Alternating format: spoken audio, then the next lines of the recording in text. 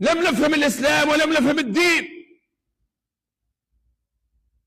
لا نترك أصحاب الفتن وعملاء الغرب هم الذين يدسون هذه السموم وهذه الدسائس حتى يفرقوا بين المسلمين. نتعاطوا مع الكيان الصهيوني، هذا السرطان الذي ينادي باجتثاث العرب 8 دول ويقول لابد أن نبدأ بفلسطين.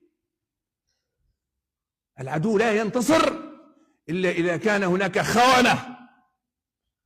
خونة كأولئك الخونة الذين يريدون اجتثاث أسلحة مقاومة في لبنان. الآن حين بدأت الحرب الآن قال لابد أن نجتث أسلحتهم وليس هناك شيء فوق القانون وليس هناك دولة وسط دولة. من الذي أخرج الكيان الصهيوني من عيت الشعب ومن جنوب لبنان؟ حرب 2006 قبل 20 سنة.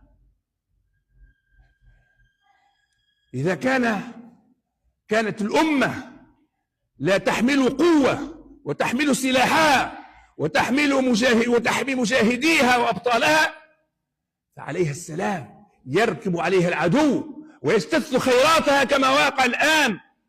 الحق سبحانه وتعالى جعل 65% من الخيرات عند المسلمين ولكن لا يتمتعون بها. لماذا؟ لأنهم تركوا الجهاد، ونحن في شهر الجهاد رمضان المعظم. فحين تفتح معركة مثل هذه المعركة لابد أن ننصر إخواننا بالدعاء، والدعاء هو نصف النصر. الله ينتظر منك الدعاء والله يغضب إلى أن تدعي. سندعو للكيان، سندعو لأمريكا المتغطرسة في العالم، ونترك من يقول لا إله إلا الله محمد رسول الله. أقول ما سمعتم واستغفر الله.